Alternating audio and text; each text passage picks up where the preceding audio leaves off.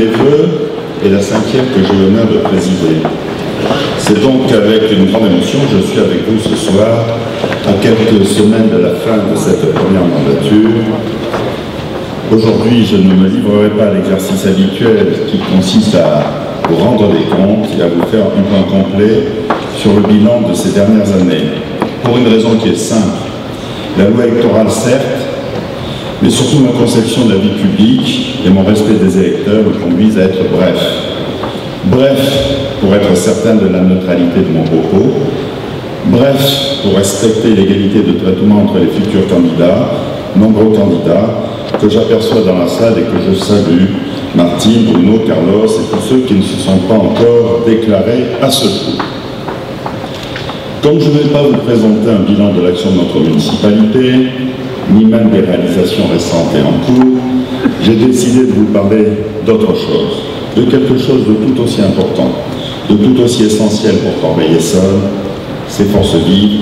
Corbeil-Essonnes, c'est d'abord un espace partagé, un lieu unique, une communauté humaine, à nul autre pareil, riche de sa diversité, fière de son appartenance, et qui souvent témoigne d'une créativité, d'une joie de vivre incroyable face à la crise économique et financière qui s'éternise dans notre pays.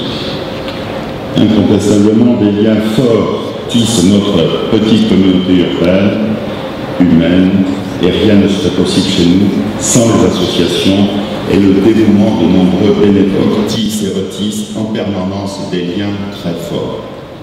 Par leur engagement au quotidien, ils défendent des valeurs pas forcément people, ni qui intéressent les médias, qui sont le courage, le goût du travail bien fait, la discrétion et l'humilité.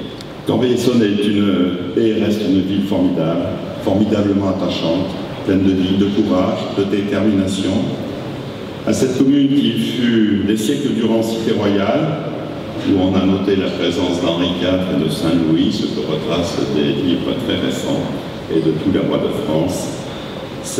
À vous tous ici rassemblés ce soir, à tous ceux qui aiment vraiment Corbeil-Essonnes, je veux souhaiter présenter des vœux chaleureux et sincères pour cette année qui commence, des vœux d'excellente santé, des vœux de bonheur aussi, des vœux de belle vie en commun, pour notre commune, pour vos proches, pour chacun d'entre vous. Bonne année 2014, à bientôt et merci de votre présence chaleureuse.